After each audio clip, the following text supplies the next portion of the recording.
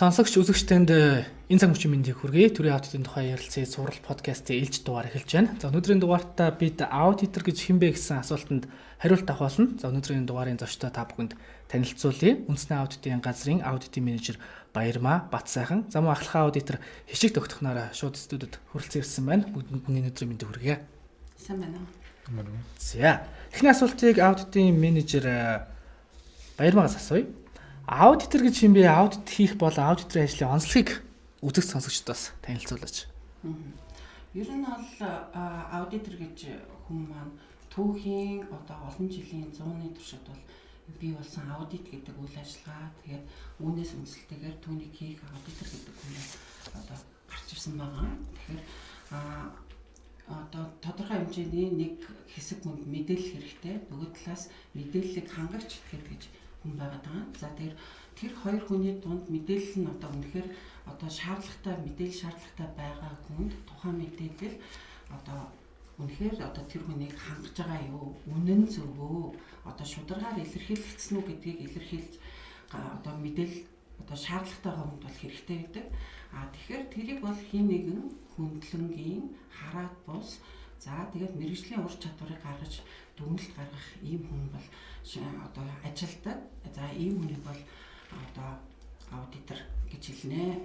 Тэгэхээр аудитор хүн гэж ер нь хин юм бэ? Яах вэ гэд ямар хүнийг хэлэх вэ гэхээр жишээлбэл энд байгаа аудитын менежер Батсайхан бол 20 жилийн туршлагатай хүн байна. За Хишиг Тогтох бол ахлах аудитор Хишиг Тогтох маань 11 жилийн туршлагатай. За би бол үндсэндээ бол 21 жилийн туршлагатай юм улсууд байгаа. Тэгэхээр аудитор хүн гэдэг бол урт удаан хугацааны туршид ажиллах тусмаа илүү мэрэгшиж, мэдлийн ур чадвар нь хөгжиж, ингээд туршлага сууснараа илүү үнэлэмж сайжирч явдаг ийм мэрэгчлэг бол хэлдэг байгаа. Тэгэхээр үүгээр бол аудиторын мэрэгжлийн онцлог бол харагдана гэж бодож байна. За баярлалаа. Дараагийн асуултыг аудитын менежер Батсайхнаас асууя. Аудитор хүнд зайлшгүй байх ёстой чадруудаас дөрвөл бас эрхэмлэх зан чанарын тухай бидэнд мэдээлэл.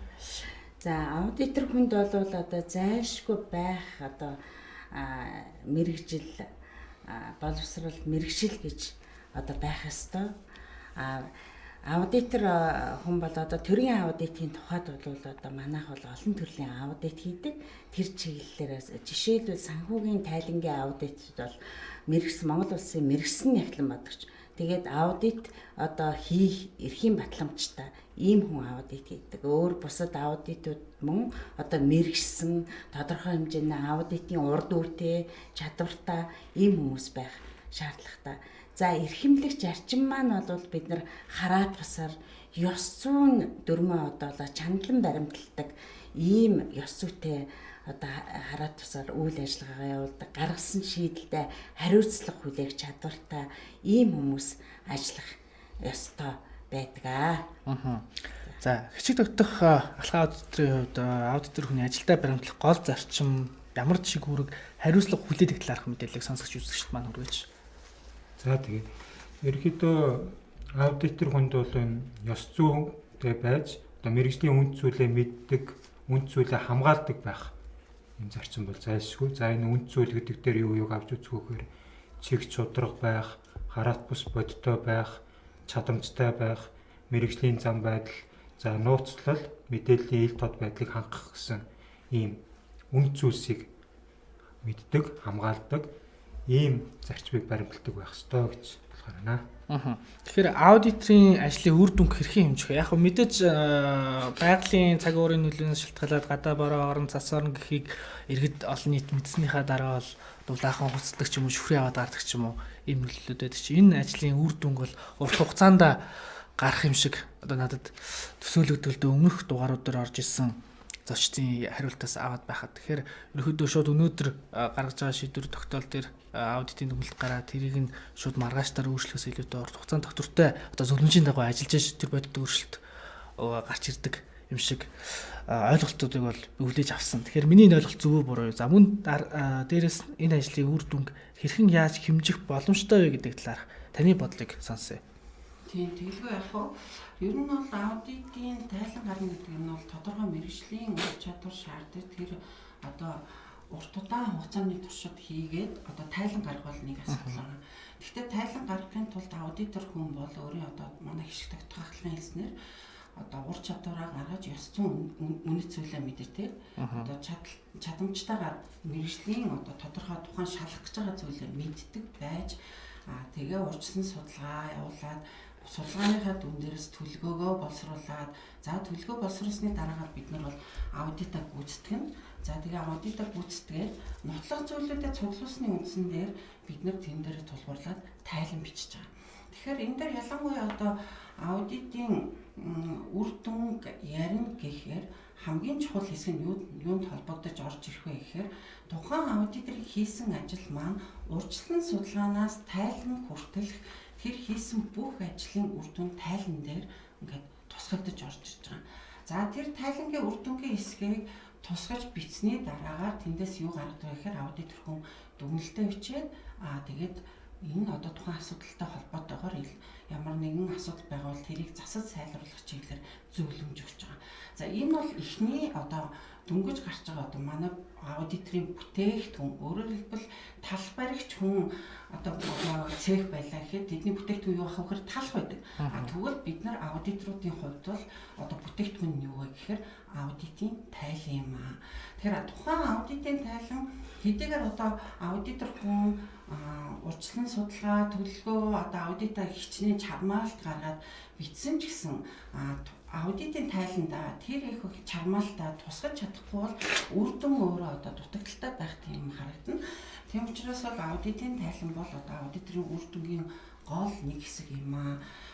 Тэгээд үр дүндээ өгсөн одоо дүгнэлт тэрнээс үндэд гарсан зөвлөмжийг өгсөний дараагаар үүнийг бол одоо төрийн аудитын байгууллагын жишээгээр авч хэлэх юм бол тодорхой нэг албан тушаалтанд хандарч одоо тэр зөвлөмжийг өгдөг байгаа.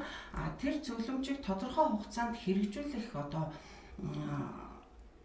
юу гэдэг л дөө одоо тий хариу өгөх тэрний дагуу тодорхой ажил зохион байгуулах одоо чиг үүргийг тодорхой албан тушаалтнуудад өгдөг байгаа.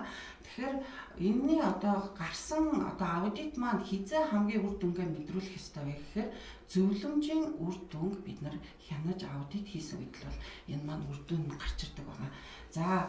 Гэхдээ хэрвээ одоо тухайн зөвлөмж хэрвээ одоо дутагдaltaй ч юм уу одоо жоохон бүрхэгдүү өгсөн бол үр дүн гарах уугүй юу гэдэг асуудал бол жоохон бүрхэг байдаг. Тийм учраас аудитор хүн бол одоо үг, цэг, таслал, өгүүлбэрийн найруулга тал дээр сайн ажиллана. Үүнээс гадна нийгэмд өгөх үр өгөөж гэж байна.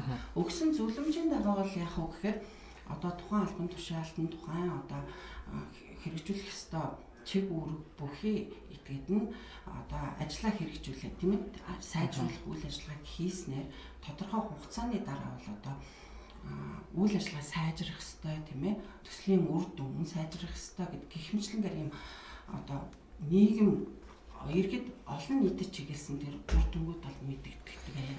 Энийг бид нар юугаар мэддэг вэ гэхээр олон улсын чиг хандлагаараач тэр аудитын үр өгөөж гэдэг зүйлээр үнэлдэг. Тэгэхээр бид нар бол аудитын үр өгөөжийг санхүүгийн болон санхүүгийн бус үр өгөөж гэж үнэлж байгаа. Тэгэхээр санхүүгийн үр өгөөж гэдэг маань өөрөөр хэлбэл бид нар одоо төсвөөс тодорхой хэмжээний мөнгө аваад зарцуулаад бид нар аудит хийж байна. Тэр аудитынхаа дүнд өгсөн зөвлөмж маань хэр хэмжээний одоо нийгмийн сайжрал авчирсан бэ гэдэг дээр үндэслээд тэрний одоо үн цэнийг бид нар үнэлэх үйл ажиллагаа хийдэг. Ийм тодорхой процесс, ийм үйл явц байгаа. Энэгээр бол бид нар аудитынхаа үр дүнг үнэлдэг байна. Баярлалаа маш дэлгэрэнгүй тодорхой тайлбар өгсөнд. Аудитын талаар олон нийтэд санхүүгийн хяналт шалгалт гэсэн ерөнхий ойлголт төсөөлттэй байдаг хяналт шалгалтыг хийдэг газар одоо цагддаг ч гэдэг юм уу. Энэ бол ерөнхийдөө зөвлөлт туслах үйлчлэг юм а гэдгийг одоо өмнөх дугааруудад орсон зочид маань экспертүүд мөн тайлбарлаж таниулсан. Тэгэхээр яг энэ аудит болон хяналт шалгалтын зааг ялгааг аудит менежер бас сайхан тайлбарлана. Хяналт шалгалт санхүүгийн хяналт шалгалт бол одоо манай одоо өмнөх тогтолцоонд бас явж исэн. Аудитын өмнөх одоо төрийн хяналтаараа, ардын хяналтаараа гэсэн ийм хянан байцаагчид үлддэг санхүүгийн хяналт шалгалт гэдэг. Одоогоор бол ийм байгаа штэ. Санхүүгийн сангийн яамны дэргэдэх дотоод аудит дотор одоо санхүүгийн хяналт шалгалт гэдэг ингээд явж байдаг. Одоо хяналт шалгалтын тухай хуулийн мөрдөд ингээд явж байдаг.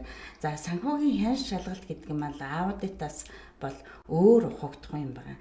Санхүүгийн хян шалгалт гэдэг нь одоо тогтоосон хууль тогтоомжийн хэм хэмжээнд энэ төсвийн хөрөнгийг болон өөр одоо хөрөнгө хөдөлгөөнийг захиран зарцуулсан нь үнэн зөв байна уу гэдгийг тухай бүр нэг бүрчлэн баримтаар нь одоо шалгаж байгаа үйл явц. Тэгээд тэндээс ямар нэгэн одоо зөрчил гарч ирэх бол тухайн одоо албан тушаалтанд хариуцлага тооцох одоо тийм үйл ажиллагаа. За аудит гэдэг маань болохоор бид нар үйл явц процесс одоо тайлагнал нь одоо стандартын дагуу үнэн зөв явж байна уу? Одоо мөн одоо тогтоогдсон хэм хэмжээнд үнэн зөв зүйтэй гаргалгаанууд хийгдсэн байна уу гэдэг дээр үнэлэлт өгөөд тэгээд зөвлөмж өгдөг. Зөвлөмж өгч тэрийг сайжруулах арга замыг тодорхойлж өгдөгөөр аудит бол одоо харьцангуй өөр ухагдсан болж байгаа. Тэгэхээр аудит болон санхүүгийн хян шалгалт хоёрын одоо үйл явц процессүүд нь бол одоо ялгаатай. Тэгээд цаашдынх нь үр дүн бас ялгаатай. Одоо хариуцлагын тухайд мөн ялгаатай. Одоо үйлдэж байгаа үйлдэлийн тухайд мөн ялгаатай. Түрүүн Баярмаа менежер ярьсан төлөвлөлт, гүйцэтгэн, тайлгнасны дараах одоо үйл явц зөвлөмж маань хэрхэн хэрэгжиж байна гэж давтан шалгах ийм үйл явдлуудыг хэрэгжүүлж ингэж гаргаж ирдэг юм аа. За баярлалаа. Олон улсад аудиторууд хэрхэн яаж ажилтсан юм болоо? Тэгэхээр аудитор мэргэжлийн хөтөлбөрийн зах зээл дээрх эрэлт хэрэгцээ юу нь ямар түвшинд байна? Тэг яг хөдөлмөрийн эрэлт хэрэгцээнээс нэг хэлээд яриа л да. Орчин үед бол аудитын чиг хандлага бол айгүй олон чиглэлээр хөгжиж байна. Тухайлбал одоо бид нар бол төрийн аудиторууд байна. Тэгтэл түүнээс гадна дотоод аудиторууд гэдэг тухайн одоо байгууллагын дотоод үйл ажиллагаа чиг хандлагыг хэмждэг аудиторууд байна. Тэгтэл түүнээс гадна мэдээлэл технологийн аудиторууд гэдэг салбараараа санхүүгийн аудиторууд, байгаль орчны аудит, гэх мэтлэн гэдэг олон салбарт энэ аудит бол хөгжиж эхэлсэн. Энэ бол нийгмийн шаардлага, зайлшгүй хэрэгцээний улмаас үүсч өгч байгаа учраас аудитор гэдэг одоо ойлголт маань илүү өргөн цаар хүрнэ. За дэлхийн нийтийн хэмжээнд энэ илүү их дэлгэрэнгүй хөгжиж эхэлж байна. Тухайлбал одоо яг одоо хүнсний үйлдвэрлэдэг компани дээр гэхэд аудитор гэдэг хүн суугаад тухайн хүнсэнд барих ёстой стандартаа барьж гэнэ үгүй юу гэдгийг хяндаг одоо бүр аудиторууд хүртэл гарч ирсэн байгаа. Тэгэхээр ингэж хэлээд үзэх юм бол ер нь дэлхийн одоо чиг хандлага хөгжлийг харах юм бол аудит бол одоо аудитор гэдэг бол дэлхийн зах зээл дээр бол эрэлт хэрэгцээ өндөртэй. Ийм мэргэжил байгаа. Тэгэхээр олон улсад аудиторууд хэрхэн ажилладаг вэ гэж. Тэгэхээр тодорхой стандартын дагуу зайлшгүй ажиллана. Энэ бол тэгжээж аудит болно. За төрийн аудитын байгууллагын хувьд бол хэлэхэд бол одоо аудитын дэд байгууллагын олон улсын байгууллага буюу Интоса гэж байгууллага байдаг. Тэр одоо 197 орныг одоо дэлхийн нийтэд одоо манайх шиг төрийн аудитын дэлхийн нийтийн байгууллагыг нэгтгэсэн энэ байгууллага байдаг. Энэ байгууллага маань ер нь бол одоо өөрөөр хэлбэл 197 улсад бид нар шиг аудиторууд байна гэж. Тэгэхээр энэ бол ерөөсөө дэлхийн нийтэд стандартын дагуу ажилладаг, нэгдсэн нэг хэлээр ярьдаг, нэг стандартын дагуу ажиллаад гүйцэтгэдэг ийм аудиторууд бол ажилтгаа гэсэн үг. Тэгэхээр яг манад аудитороор боловсон хүчин бэлтгэдэг ихтэй сургууль байдаг болов голдуу бас бусад одоо хуульчид юм уу эдийн засагт санхүүч гэсэн нэгтлэн бодлогч гэсэн мэргэжил эзэмссэн хүмүүс энэ салбарт ажиллаж байгаа харагддаг. Тэгэхээр ер нь аудитын мэргэжил эзэмссэн хүмүүс ямар талбарт хөрвөн ажиллах боломжтой байдаг вэ? Ахлах аудитор ишиг тогтоосоо. За тийм дээр аудитор гэж юм бэ? Аудитор дээр ямар шаардлага тавигдах вэ гэдгээс эхэлж ярих хэрэгтэй байх. За Монгол улсын одоо төрийн аудитын байгууллагын хувьд бол санхүүгийн тайлангийн аудит, гүйцэтгэлийн аудит, нийцлийн аудит хийж байгаатай холбогдуулаад за мэрэгжлийн байх, мэрэгсэн байх, за аудитын ур чадвар арга зүйг эзэмсэн байх гэдэг юм шаардлагууд ерөнхийдөө тавигдаад эхэлж байгаа. Тэгэхээр инженер, эдийн засагч, нэгтлэн, геологч, экологч зэрэг маш олон мэрэгчлэр төгссөн хүмүүс ажиллаж байна. За энэ хүмүүс бол тухайн мэрэгчлэрээ бол мэрэгчлээ эзэмссэн байна гэсэн үг. За тухайн мэрэгчлээ эзэмшихээс гадна тухайн мэрэгчлэрээ мэрэгших шаардлага зайлшгүй тавигддаг. За үүнээс гадна тухайн аудитыг яаж хийх вэ гэдэг арга зүйг эзэмшсэн байж тухайн аудитор маань аудитор болж гэнэ гэж үзэхээр. Тэгэхээр яг одоо бол аудитын мэрэгчлэр гэхээс илүүтэй нягтлан бодох санхүү аудит гэсэн мэрэгчлэн бэлтгэж байгаа сургуулиуд байж тодорхой хэмжээнд байгаа бах. Энэ бол яг төгсөөд шууд аудит хийнэ гэсэн үг бол хараахан биш гэж ойлгох хэрэгтэй. За. Тэгэхээр ажил бол хүний хоёр дахь гэрээ гэж ярьдаг тийм. Энэ дээр бас тодруулаад Баярмаа менежерээс асуухад ур чадвараа ажлын байран дээрээ хөгжүүлэхдээ зөвхөн урд ажиллаа хийгээл цалин аваад өнгөрөх биш. Би хөгжих бусад салбарт хөрж ажиллах тал дээр ямар боломж байдаг вэ? Тий, ер нь бол аудитор хүн дээр одоо жишээлбэл би одоо олон жил ажиллаа. Тийм болохоор би бүх юмаа сурцсан. За би энэ дээр одоо надад одоо илүү хөгжих юм шаардлагагүй гэж хэрвээ хэлвэл тухайн аудитор бол одоо хитрхи одоо явцсан тий хайрцаглагдсан байдалд ороод тэгээ мэргэжлийн хөгжил байхгүй болоод ирдэг.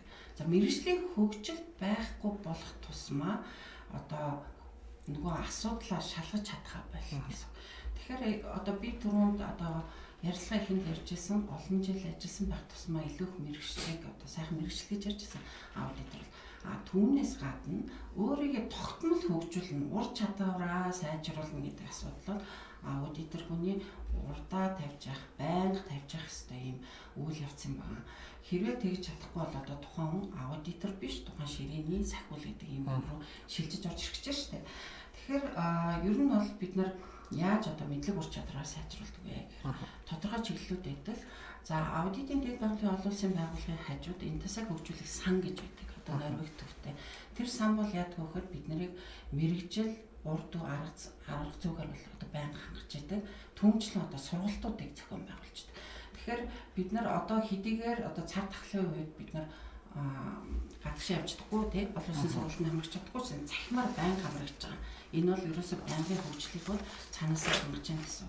За ингэж хөгжиж байна. За түүнээс гадна бол төрийн аудитын байгууллага дотор өөрөө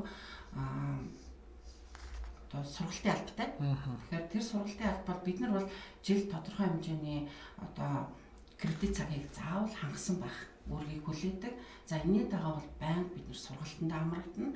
За тэгээд одоо сургалтын цахим хэрэгсэл байгаа. Тэрүүгээр бид нар сургалтанд хамрагдаж шалгалт өгч тэгээд тэгснээр бол яхаа өөрийнхөө мэдлэг чадварыг сайжруулах ийм үйл ажиллагаа явж байгаа. Түүнээс гадна бас нэг зүйл нь бол би аудитор гэж үзвэл би цаашдаа өөрийгөө аль чиглэлээр илүү хөгжүүлэх ёстой вэ гэдгээ бол хувь хүний зүгээс бол байнга бол одоо бодож байдаг.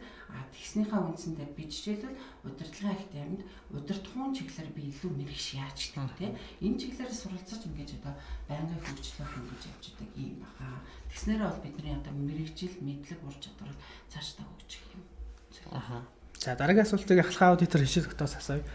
Ер нь аудитор гэлтгүй бүхий л мэрэгжил донд асуудал бэрхшээл хүндрэл бол тулгардаг тэр дундаа залуу мэрэгчлэнүүдэд.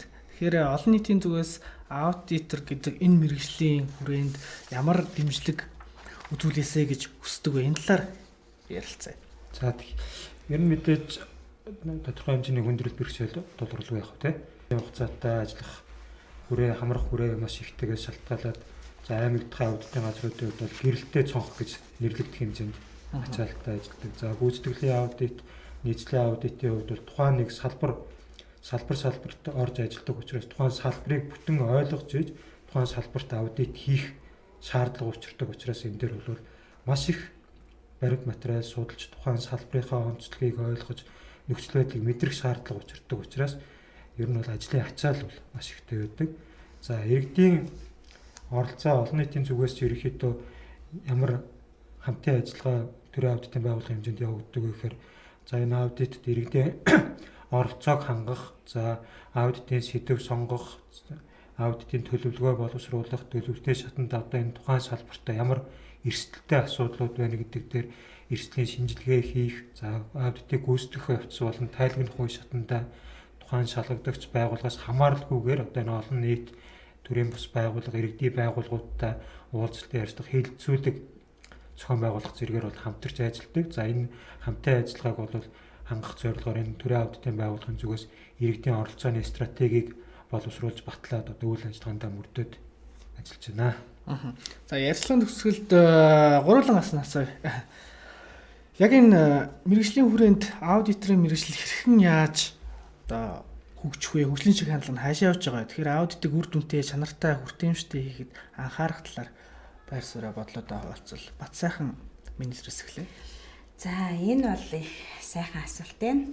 За манай одоо энэ аудитын мэрэгжил одоо би тухайлбал би аудитор болсноор энэ маань маш их одоо хөгжиж байгаа. Би 20 жилийн одоо энэ хөгжлийн түүхээс ингээд харахад биднийг одоо гадаад дотоодын сургалтуудад хамруулж мэрэгжлийн урд үг бол одоо маш сайн суулгаж өгч байгаа дээр бас нөгөө олон улсын байгууллага гишүүн байгууллага болсноор манайх бол нэлээд энэ тал руугаа нэлээд хөгжиж явж байгаа. За энэ дээр нэмээд ингээд хэлэхэд бол одоо бидний цаашдын хөгжүүлэлт энэ мэдээллийн технологийн асуудал бол нэлээд ингээд одоо төрж орж ирж байна. Энэ маань одоо мэдээллийн ил тод байдал болон одоо бид аудитынхаа тайланг одоо ард нийт олон нийтэд түгээх одоо иргэдийн оролцоог хангах энэ тал дээр тэгээ харилцаа хамтын ажиллагааны бас энэ ажлууд нэлээд орж ирж байгаа. Гадаад дотоодын одоо олон улсын байгууллага мөн академик байгууллагуудтай аудитыгаа оролцуулах энэ төр гээд энэ гадаад одоо харилцаа гадаад дотоод харилцааны энэ асуудлууд нэлээд орж ирж байна.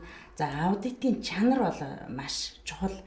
Чанарыг одоо маш өндөрт ингэж тавьж мөн ажиллаж байгаа. Манайхан одоо манай хянан удирдах ажилтнууд чанарын хяналтыг ингэж хэрэгжүүлж байгаа. Тэр хянан удирдах ажилтнуудын чанарын хяналтыг хэрхэн хэрэгжиж байна вэ гэдэг дээр мөн дотооддоо бид чанарын баталгаажуулалтыг хийдэг. За тэгээд энэ жилийн тухайдаа бид нэр бүр энэ аудитын чанарынхаа одоо үр нөлөөг сайжруулах чиглэлээр бүр зорилт дэвшүүлчихэд энэ жилийнхэн одоо бидний одоо олон жилийнхаа нэг стратегийн зорилгынхаа хүрээнд зорилтоо дэвшүүлчихэд ингээд ажиллаж байгаа. Тэгэхээр бидний ингээд цаашдын хөгжил болвол нэлээд одоо хөгжилтөө одоо харьцангуй хөгжингуй орнуудын төвшинлүүд хэмүүлсэн тэр хандлага чиглэл рүү ингэж нэлээд ороод явж байгаа. Тэгээ манад одоо олон улсын сургагч багш одоо энэ олон жилийн хүрээнд ингээд бэлтгэгдсэн манай одоо аудитын менежер Баярмаа одоо манай олон улсын сургагч багш тэгээд энэ дээр одоо нэлээд төлхөө юмнууд хэлж өгөх байхаа. За та нэмэлтэнтэй л хөрвөл.